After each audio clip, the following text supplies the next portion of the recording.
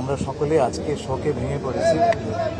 সকাল 6টায় জনাব তারেক রহমান আমাকে খবরটি জানালেন এবং আমি বিশ্বাস করতে পারিনি যে আজকে আমরা এই মহান নেত্রীর পরলোক গমন দেখতে পাব।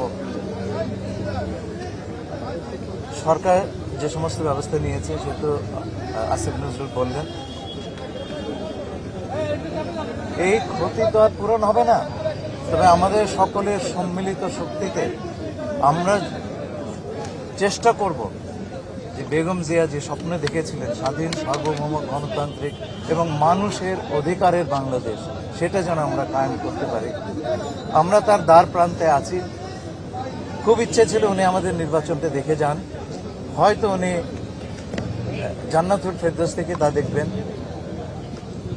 আমরা আশা করব আমরা সকলে মিলে তার স্বপ্নটা পূরণ করতে পারব।